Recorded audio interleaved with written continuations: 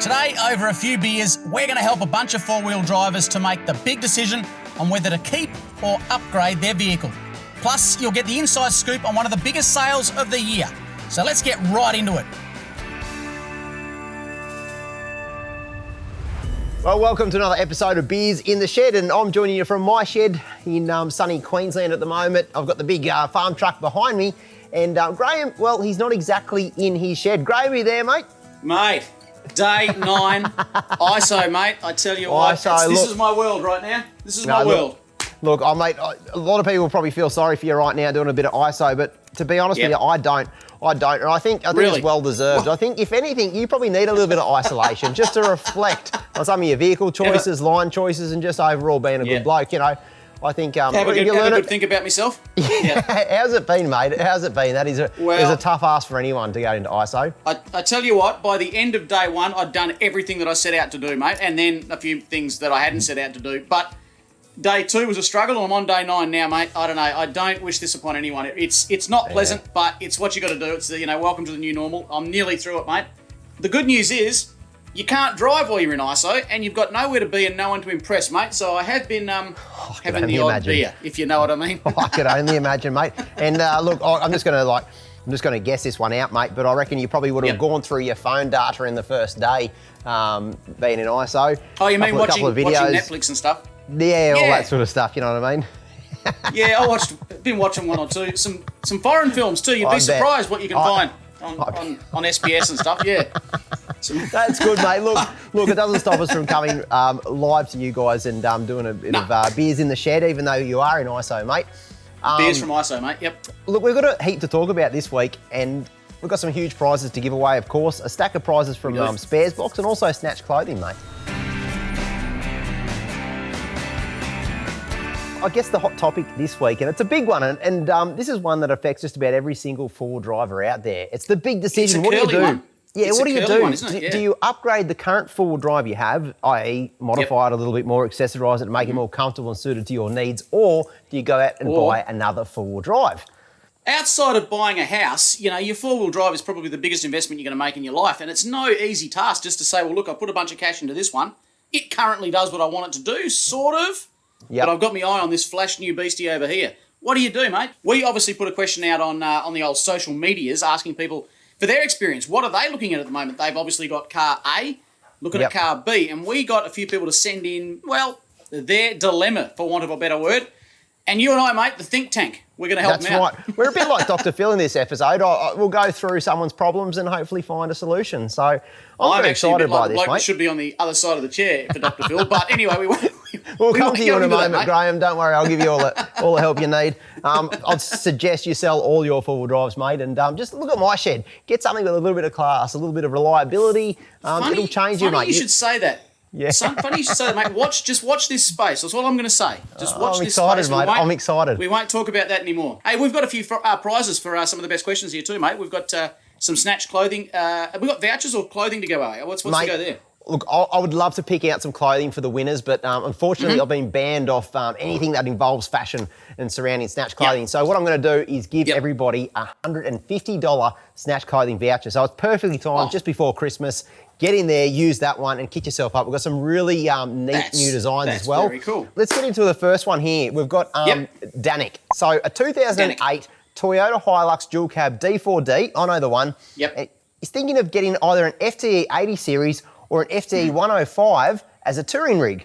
So he's got that I'll let you go first here, mate. Look, this is the one thing, and I guess it comes down to how well do you know your vehicle? So is your 2008 HiLux, is it a good thing? Is it reliable? Could you turnkey tomorrow and say, take it to Cape York? Yeah, it might not have all the accessories in the world, but do you know your vehicle? So it's not going to let you down. You know the engine's healthy, you know the transmission's healthy. I don't know exactly how many Ks this vehicle's got, but I'm going to suggest, being a 2008, the Ks are up there. You might be up for injectors pretty soon. They're not cheap on a common rail, D4D, but they're going to be an expense that's going to be around the corner. There's no doubt about it.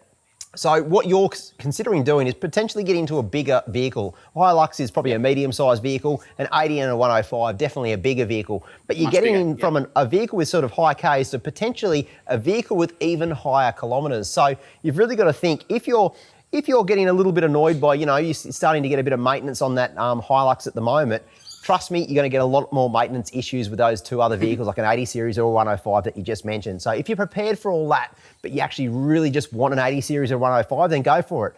But if it's because you're trying to run away from a few mechanical issues, which are starting to pop up in the age of an older sort of common rail diesel, well, then I suggest you're making probably the wrong move. That's my opinion anyway, mate. Yeah, look, I think you've made some really, really good points there, and I'm going to take it totally the opposite end of the spectrum. You've gone for the mechanical side of things.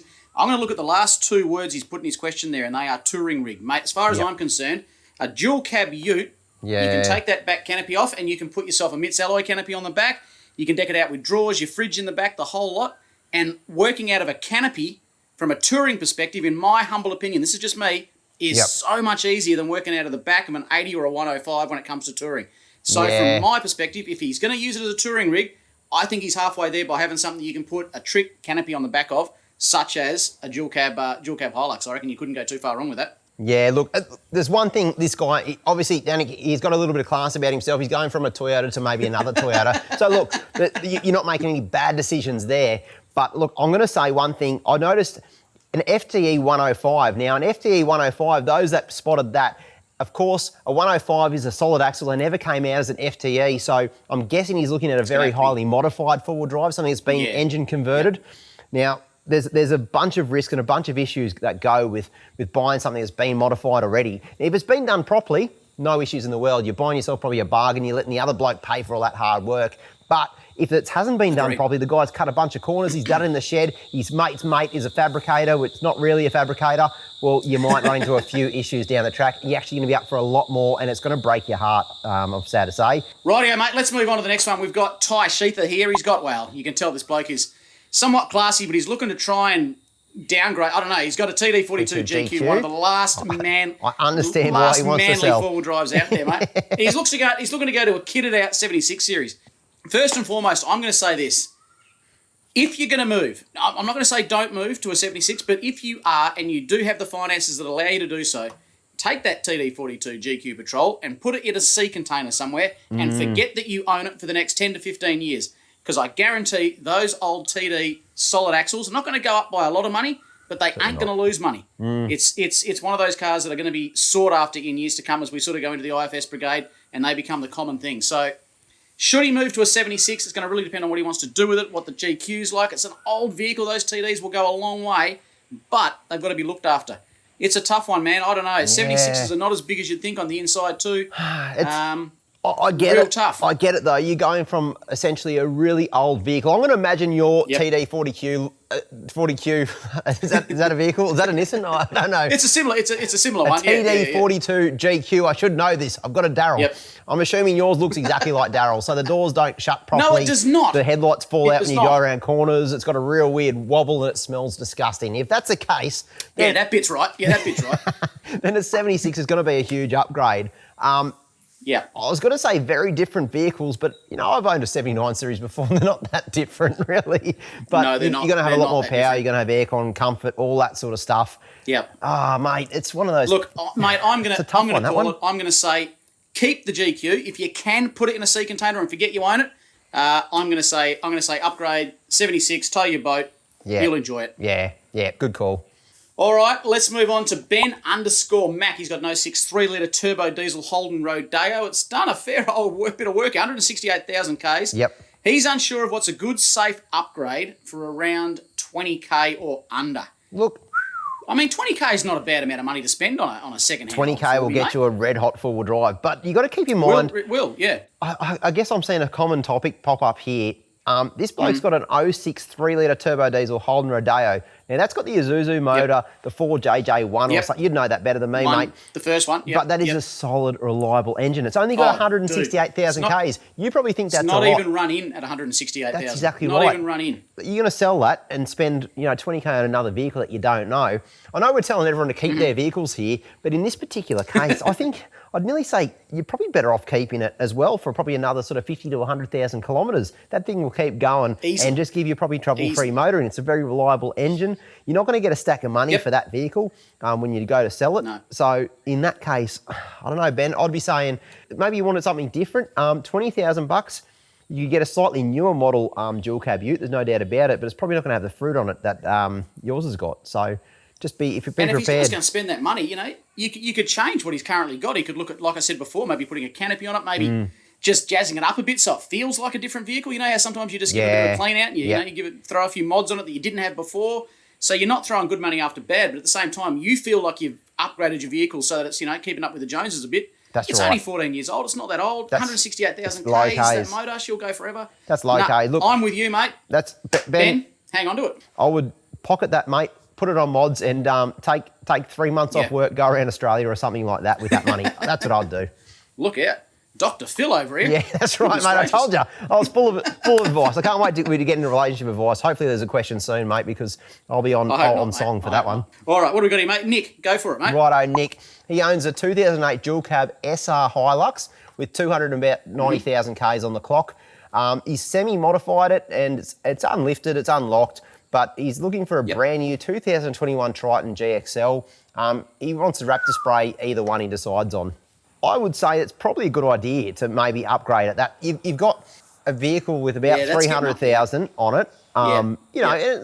It's an SR HiLux. It's going to keep going. They're a great vehicle. There's no doubt about it. Look, if you're in the new vehicle market, those Tritons are really good. I think he has, mate. Yeah. I think he's got his eye on a new vehicle. That's what I'm reading from that he's thinking about going new. Mate, I think that's pretty good. To be honest, you'll sell it. Hiluxes keep their money, and you exchange into a new vehicle. It's probably a good time to do it, to be honest. All right, mate. We've got Micah here. He's got a 2000 model Hilux. Whoa, he's almost done 500,000 Ks on the old girl, and he's thinking of upgrading to a 2020 D-Max, mate. Straight off the bat, I'm going to come out and say I've just driven one. Yeah. They are head and shoulders above the old numbers. They have really risen to the challenge. It is a beautiful vehicle to drive, capable off-road. It looks great. Micah, go straight from here down to your new car dealer, put some money on the counter, leave that old Hilux in there, mate. They'll take it to the wrecker for you, and grab yourself a 2020 D-Max. You can thank me later, mate. I drink any sort of beer, I really do. I'm saying it straight off the bat, mate. Go and get yourself a new D-Max. The thing is, mate, Micah, hold on to your hat, mate, because if you're driving a 2000 model Hilux, they're not known for being fast. That new D-Max, though, will blow you out of the water, that thing. It's going to part your hair sideways, I tell you what. If you didn't have a haircut before you got in it, you will when you're finished. Mate, I want to ask you, let's talk about a vehicle that you've sold that you probably shouldn't have, or that you would have wished you'd held on to, and, Every vehicle I've ever sold, I wish I held on to. There's no doubt about it. The same. I had a Datsun 200B once, so I'm pretty glad I got rid of that. But anyway. I guess, look, my little Suzuki Sierra. Yep. Only now I wish I had that back because I've got a place. Well, actually, don't have much room in this shed. It's getting pretty full pretty quick. Filling up. But at the time, I needed to sell it to get into the next vehicle, which was a 60 series, which was better suited to what I wanted to do next. I couldn't really go touring in the Suzuki Sierra. I couldn't drive more than about an hour up the freeway before my back hurt and they got carbon monoxide poisoning. So I upgraded to a 60, which was a great move. It was a great move, but I always regret selling any vehicle. I did managed to get my hands on an 80 series, a white one. Now, some people that have been following us for a long time remember that one. That was low kilometres, one owner. It read like a dream, that ad. And I bought that vehicle. It was the best example of a turbo diesel factory 80 series you'll ever see in your life. I sold that to get into 79, and I regretted selling that vehicle so much that guess what the next vehicle I bought was? Another 80, because I just had to get back in an 80. Mate, I'm very similar. It might surprise you. I once owned a side door entry troop carrier. Absolute cracker. It's one of those ones that you'll never get your hands on again. All the forward-facing seats in it, 35s, roof rack, dual battery system, the whole lot. And I sold that to get into another Nissan. Don't regret the Nissan, but I do regret getting rid of that side door entry troopy. I would love to have that now. But hey, it's one of those things. I had to sell it at the time. Didn't have the cash. Circumstances, exactly. Circumstances sort of force it sometimes. At the end of the day, mate, I think the real key, if you have got an older vehicle and you are looking to sort of hang on to it for a little bit longer, maybe throw a few more mods onto it, the mods are the things that you don't need to worry about so much. It's the service history and the lifespan of that vehicle. You want to try and keep it going for as long as possible. Otherwise, you are throwing good money over the bad. And I think you'll agree with me here. You've just got to do servicing. That's the key to long life. Maintenance on your vehicle. Look after your vehicle, and you will get those kilometres. Actually, mate, speaking of servicing, we've actually got a deal coming up next that if you're into servicing your vehicle, you want to keep it for a long time, we've got a deal that's going to be right up your alley, but a little bit more on that later. Look, I just want to hear from everyone who's watching this right now. I want to hear your stories. What vehicle have you kept, have you sold, that you regret selling maybe? You're thinking of maybe upgrading the vehicle you've got currently now. Let us know your situation, because I'd be keen to go through the comments, and I think everyone else would as well, to see what you're selling, what what you're looking at getting into. Maybe you've got a vehicle you just never sell flat out because you love it so much. Let us know in the comments. We're pretty keen to go through those and hear from you guys. Mate, last week we talked about the biggest mistakes, and we asked you folks at home to give us some tips. Things you've learned from the mistakes you've made, and boy, oh boy, didn't we get some crackers. Now, we've got Alfred here who said, a very important tip comes before you even buy an off-road vehicle. When choosing a vehicle, don't listen to everyone else. Buy the vehicle that you want, not what everyone else wants. Gee, that's, I never thought about that, but Great. that is... That's great advice. Solid bit of advice to all you 79 owners out there. Yeah. I've got someone here called Chasin' Freedom. I already like his name. He's a big believer in learning how to pick a line before lift, tyres, lockers. He says knowing where your wheels are at all times is one of the best skills that he's learned. Look, that's advice I reckon you could read about, mate, and take a little bit out of that, maybe. Lastly, mate, we've got John here, and he said the biggest mistake I always see is huge tyres on stock axles and brakes. Always a recipe for disaster, and kind of true too, depending on how you drive it. If you're going to drive it like you stole it in that combination, well, you're going to break something. Simple as that. Unless you've got a Toyota, they've got a very strong drivetrain, awesome brakes, and some of the strongest drive lines and brakes I've seen. Handbrakes are superb as well. Yeah, they've got none of that, do they? No, none of that, mate. None of that at all. But there's some great tips there, folks, and keep those tips coming because we like to read them. We browse through the comments, especially if you're sitting in ISO. It's about all I do is browse through the comments these days. So please put your tips in there, mate. Mate, this week we're going to do something ever so slightly different, mate. And I don't know about you, but personally, just for me, I'm getting to the stage in my life where I'm really enjoying looking at some older rigs, mate. And that's exactly... No, look, me too. What a go, That's exactly what we've done this week. We've decided that we want to see people that have got some older four-wheel drives and have a look at the kilometres on their rigs. And to say thank you for doing that, we've picked 3 full service kits from Sparesbox to give away, mate. And I've got to say, there are some absolutely cracking old rigs in this lot. First up, we've got an honourable mention. Goes to Chris Holt. Now, Chris has got a 94 LN106. Same as Jocko's there. Jocko will love this. He's done 706,000 kilometres. It's the original motor. It's never been worked on. Except, I know, man, except he reckons he's done over 100 oil changes, and that right there is the key, mate. Mate, we've got honourable mention here for Colin. He's got a 9680 series that's been in the family since new. Still got the factory injectors in it. It's only had the fuel pump replaced and the alternator and a rear diff. It's not the fastest or the prettiest, but it gets where it wants to go, and it's done a staggering 750,000 kilometres, mate. I'll put this one in here. Honourable mention's one way to say it, but my brother Mitch has just been working on a vehicle. Yeah, look, he's done a complete ground-up build where he's built solid axle, FTE converted 100 series. So if that makes sense. So he's taken the motor out of 100 series and FTE and put that in a 105 solid axle.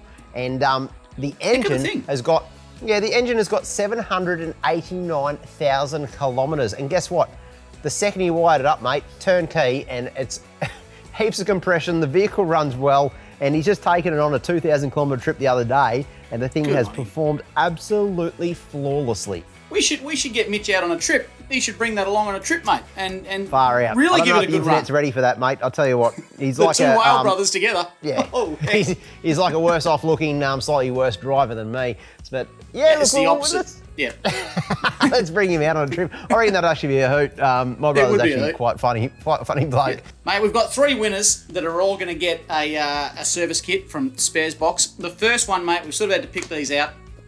This one here struck a chord with me. Have a go at this, will you? Yep. Tyson. He's got 88 model, same year as Shorty. It's been his daily. The old girl's got over 800,000 original kilometres. No engine rebuild.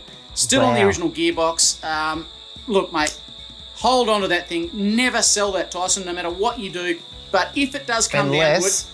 Unless someone offers you a case of beer, then take the case of beer. I was actually going to say, unless you really do need to sell it, mate, and then get in touch with me. I'll give you my phone number and I'll pick that up off you. But Tyson, mate, that is a testament to you. I can't believe 800,000 kilometres. I reckon Shorty would be getting close to there. Yeah, that's next level, isn't it? Have a look at Jack. He's got himself a 12HT chopped.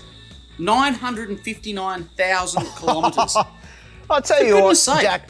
Jack, when it's about to crack 1 million, make sure that 1,000,000 kilometre is doing a burnout on my shed floor right here. We'll get the beers going and we'll film a live in the shed episode. Can you do a burnout in a 12H2?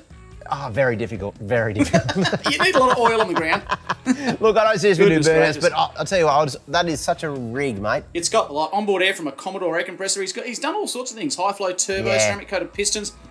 Jack, hold on to that thing because if it's going to do 950,000 Ks with all those mods on it, I reckon you're going to get another 500 out of that bad boy.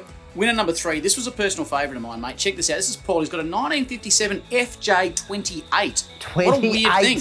Yeah. Holy what a heck, weird thing. they are super cool, mate. They are Super so cool. rare. There's not Super many rare of those. too. You're exactly right. Super rare, all right. It was imported in 58 for the Snowy Mountains scheme. Only 12 or 13 were actually bought into Australia that year. Got the original motor in it, 4-speed. It runs and it drives. He's about to do a full resto on it. But what's important here, the Speedo has been around the clock a number of times. So goodness only knows how many Ks. Yeah. It would have done. Look, and for those guys that are thinking, yeah, that's a cool old Toyota, that is where LandCruiser came to Australia for the Snowy Mountains Hydro scheme. It was these sort of vehicles that built and pioneered much of Australia. So that is a bit of forward driving history right there. That's actually where it all started, right here in Australia. So, Paul, mate, if you don't want that vehicle, maybe it's a bit too slow for you. I've got a little bit of room in my shed. If I don't know, just get in touch with me. I don't think he's ever going to get rid of that. There's another name for that car. It's actually called a chick magnet, mate. Those things are Yeah, I'll tell you what. And a Shawno magnet. I'll tell you what. I'll be hanging on that magnet. thing. Well, similar. Like I said, a chick magnet. Very similar. Very, very similar, mate. No, there are some cracking rigs there, folks. Look, if you think you've got a vehicle that's... Well, you can't have done a vehicle. You've got a vehicle that's done more than that FJ28. Surely not. But if you think you do, put them in the comments below. We'll have a look. And next week, I might just pluck one or two out. Or next episode, I should say. Might just pluck one or two out. And we'll just have another look at, well, some of the oldest, most used four-wheel drives in Australia. Mate, look, get excited because right now we've got our deal of the week and this one's an absolute cracker.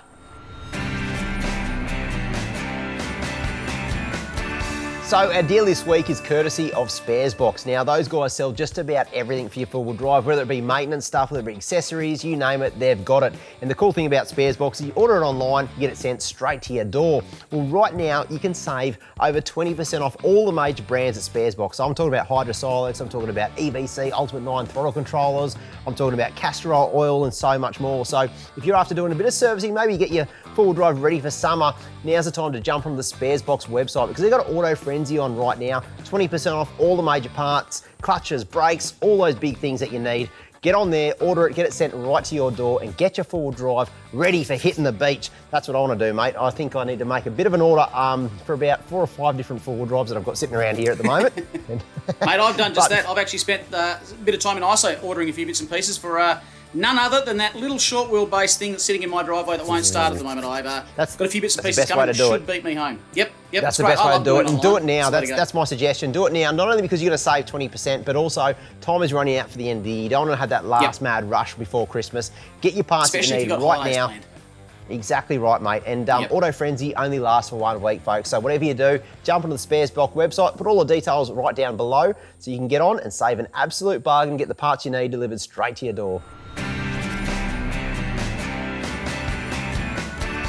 Mate, I don't know about you, but I absolutely love it. When you guys fail, proper fail, like rolling your lids, there's mud coming in through the window, it just shouldn't go down like this, but it does. We've all been there. We are absolutely renowned for failing ourselves, mate. So I guess it's a section that we can relate to. I'm so excited by this set of fails that I've got a different prize, mate. I've got a prize not just for the winner, because in this section, I reckon everybody deserves to be a winner. You see, Graham, you know, recently you and I, we formed a club, a pretty exclusive one at that, mate. The old Full Send Full Drive Club. So, look, folks, this has been very, very popular and we're filling up spaces right now. So, I mean, look, we've sold out, nearly sold out of these. There's a few left, but I reckon, mate, we've got room for a couple more people to join the very high ranks of this club, mate. And I want to get into it. I'm just holding mine up, mate. I'm just holding mine up and it hasn't been washed. Yeah, it hasn't been washed since the night run with Daryl. She's man, that is. She's seen some stuff. Rancid. That one. Yeah, it has. But that's what you're looking at, folks. That right I'm actually wearing one as well right now, mate. Because once you're part of this club, trust me, you wear it with pride. It's simple as that. That's why we're doing a very limited run here because there's not many of these left. But everyone that we're going to show now is going to win one of these. So the first one, have a look at this: Jeep Life in New Zealand. Mate, how did he not go over? Oh, far out. That's an angle, mate. And some deep water as well. That's actually one of my fears off-road, to go over on an angle into the water. Yep. Imagine having muddy water fill the inside of your cab, and you're trying to figure out which way is up or down. Which way is up? Yeah, no thanks. That water looks like it'll make you sick. I'd like you to fall into that. That'd be fun, actually. I can nearly get sick just trying to look at that water, mate. Have a look at this, Ben. So Ben has done the old rollover. He's done what we call in the game a lid skid. So he's come over. He's come over and done a skid on his lid. He's that's not good at all, mate. He's done a bit of a rollover. That's in Western Australia too. It's about 3 hours north of me. We're in a dam. It's a lovely place to camp. The boys can get a little bit loose around the back of the dam. There's a few four-wheel drive tracks out the back of there. There's also a lot of deer and pigs out the back of there, mate. Just in case you're ever over this way. Yeah, righto. Well, Ben, welcome to the club, mate. You've got yourself a T-shirt. Check out this one. That's a beautiful chopped 80 Billy. And look, he's driving it quite well. He's gone through one, and then first you think that, like the four-wheel drive driving into that muddy puddle is the fail. What we're looking for? No, the fail. He's off to the left. Have a look at his mate. Do you reckon he's got some wobbly boots, his mate, or is he just slippery? I think I think it's a bit of a combination, mate. I think a fair bit's going on. And he slipped over. So look, I want to award 2 full send four-wheel drive shirts. One for the 80 series driver, Billy, and one for your mate. His mate's not even wearing a shirt. He looks like he needs I know, he needs one. He needs one. He needs a shirt, and I reckon he'd be a good part of our full send 4x4 club, mate. Good on him. Good on him. Abdel, look at this one. You know, when you come over a sand dune at full tilt, you're expecting, just like on those Red Bull extreme motocross videos, they come with a nice landing. Well, this one's not a nice landing. Really, never happens, mate. No. Look at that. That's, look, another worthy candidate at the Full Send 4x4 Club. Look at Jack. Now, mate, I've got no words for this one. I've got no words for this one. What happened, Jack? Like, you know, usually when you go into some really deep water and you get stuck, the front of your four-wheel drive is down because you've driven into it. Yeah. But the back end is down. So, I don't know what to say. He certainly didn't cross that. He's not on his way out, I'll give you that. I don't know. I think something's gone terribly wrong. He did the full send when he probably shouldn't have. I don't know, Jack, but you're part of the club, mate, so well done. Yep. I'm going to suggest handbrake issues there. AG Off-Road Performance. The farmer apparently told him it's only 6 inches deep. Now, look, in my books, mate, 6 inches is about that deep. So, well, it's about the size of that glass I'm holding up right now. That's about 6 inches, right? That's roughly 6 inches? Yeah. So, look at that. Look, I've actually been there. We've had to go and borrow a farmer's tractor to get you out of strife. So, look, I wasn't expecting much from that patrol, but that has not won you any friends on that farm, driving into a dam like that. But at least the farmer lied, told him it wasn't that deep. So blame the farmer. Yeah, exactly. I would as well. And this one here looks like the Climbys track. I think it is the Climbys track. He's driven up here. We've been here before. There's some massive ruts at the start of that track, like proper huge ruts where one of your tyres is going to hit the sky. In this particular case, it's gone so far up that it's actually come all the way over. And as you can see, he's done another lid skid. He's done the full rolly boy. Yeah, Oliver's done the old rolly boy lid skid. He's on his side. That's not a good situation to be in. Mate, if it's any consolation, you're going to get yourself one of these awesome shirts, the Full Send 4x4 Club. And if you notice, if you've got a bit of a keen eye and you follow this channel, you'll see that vehicle there is Daryl. That's not by sheer fluke. If you saw our other show, Graham, when you and I jumped in Daryl into that night run one, the Full Send 4x4 Club, Jesse, he owned his place, but he had to work hard for it. And well, we're going to mention something about Jesse a bit later on, just a little bit later on. But for now, we'll leave that out. But yeah, he's finally got there. He's finally got the Full Send. He finally got there, mate. And there was 3 that night, and I've got to say that club has grown a little bit. There's actually a few people out there who like to do the bit of the old. I think we're officially a gang. We're not allowed to meet on street corners, mate. We shouldn't wear our patch colours and drive around together. That's right. I've heard. No good. Especially not in Queensland. Hey, listen. I just want to say a big thanks to everyone that sends in all these, or not so much sends in, but hashtags the correct photos. Hashtag 4WD247 fails. Exactly. You're going to fail? And win yourself let everyone know. Part of an exclusive club, as you did tonight. So I reckon it's absolutely worth putting your pride and joy on its lid. You got yourself a free shirt. How good's that? Right now, I'm joined with Chloe from Snatch Clothing. Now, a lot of you guys wouldn't have met Chloe, but Chloe's probably responsible for packing most of the stuff that goes to you guys. Now, you guys love Snatch Clothing, and she is a lot of the brains behind it.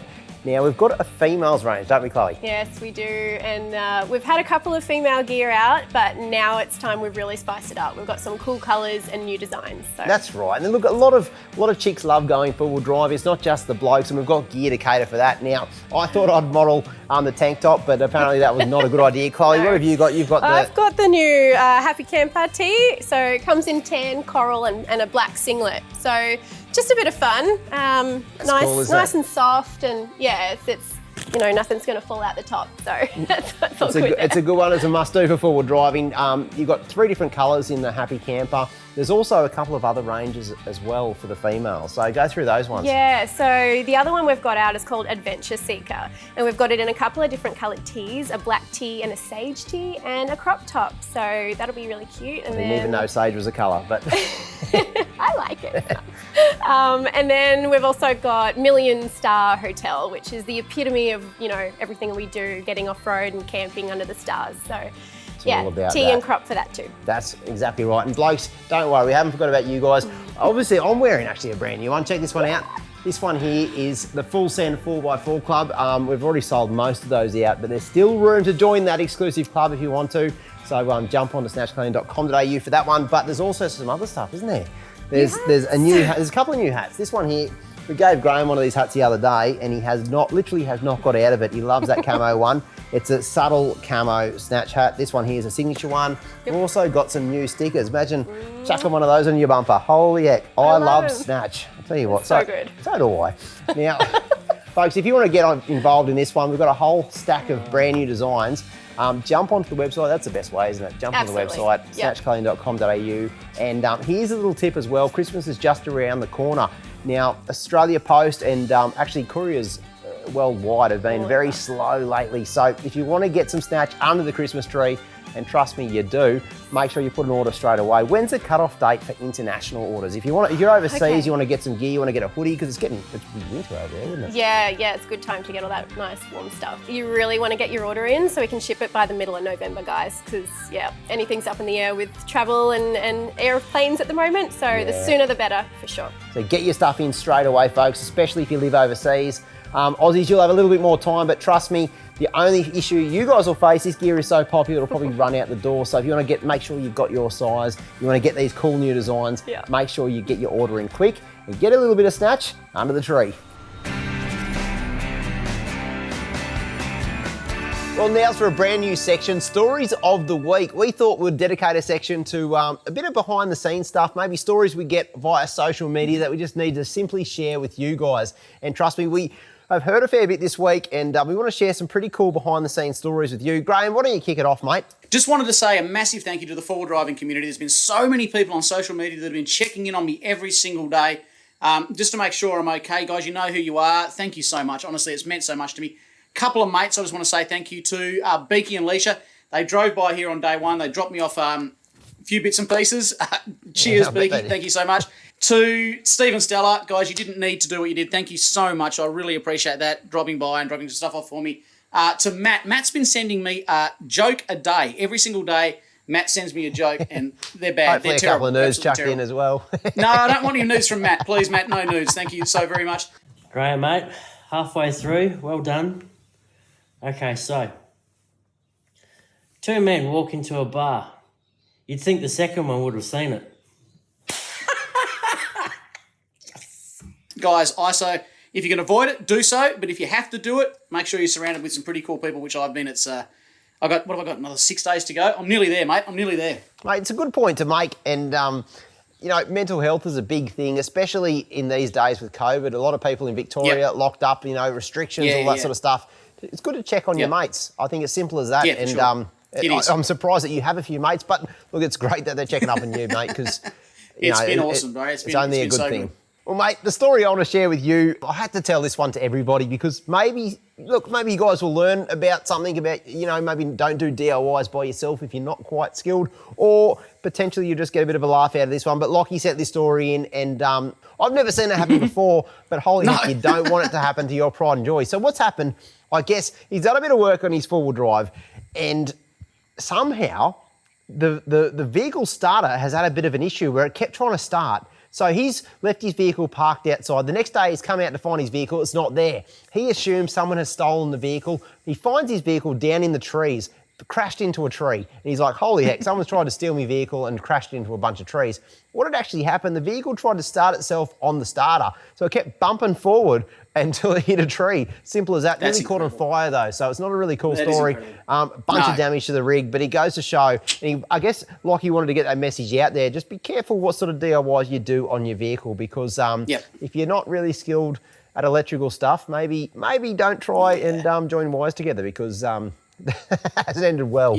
Has not ended well. You do the black and the red and you twist them together. That's what I've always found, mate. Lick and twist, you mate. shouldn't Lick and really twist. talk too much, because remember that time we were staying somewhere, we came out the next morning and your vehicle had rolled significant distance out of the car park, knocked over an agave cactus and ended up in the garden. Remember that? I know. That was so lucky, because it missed all these very expensive cars through the car park, and the I boys don't come know and how got it me did that. and just said, mate, why'd you park your car sooty In the garden? In the garden. And I was like, no, it's in a car park, mate.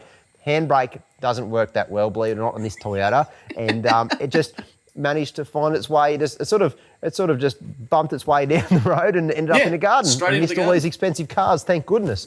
Thank goodness, mate. One last story, if we can.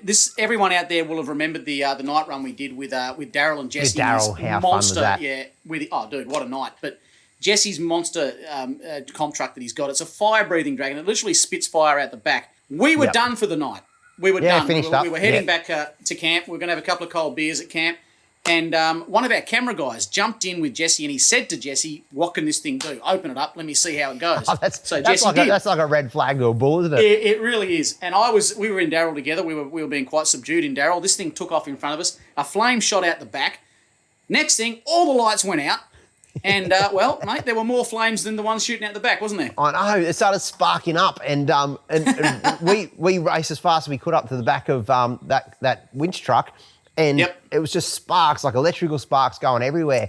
I just ran straight up to it, grabbed the fire extinguisher out. I thought this thing was going to go in flames. But what had actually happened, and again, this is something I've never seen before, but it's worth sharing here bizarre. with you guys. When we were trying to diagnose what had happened, all we could find is the negative on the battery was a positive. Battery. Positive, and the positive had actually melted Positive off. was It it was gone. It had gone. And so basically everything that should have been negative was a positive. And we're like, how It'd the done the heck? old Texas swap. Done the old Texas swap. We've done that a few times, a few nightclubs and stuff like that. But look, I've never seen it happen on a vehicle before. I've never seen it happen on a vehicle. And what actually seen happened... it on the dance floor, but never on a vehicle. Yeah. I've never seen this happen before, mate, but the isolator switch, something went wrong with that apparently, and a positive went to the chassis and basically made a positive charge through all the negatives, which makes sense. Through all the So it negatives. shorted the vehicle out. Even the we tried to put the isolator switch off, but there was sparks just going everywhere. If it wasn't for that battery terminal melting off, the thing Probably would would have have caught on sent it to the fire. ground. So that was a bit of a long story highlight for that short, night. It was. Daryl drove home under its own This is true. all four wheels with its own motor, and the comp truck, big comp truck, went home on a trailer. Look, Yeah. So I'll put that's- it out there, Jesse. Look, I'll give you a call tomorrow, mate. But if you want any that tips shirt about probably needs building to a come back, reliable, a reliable rig, something that's capable of finishing a competition, speak to me, mate. Daryl's a bit of a beast.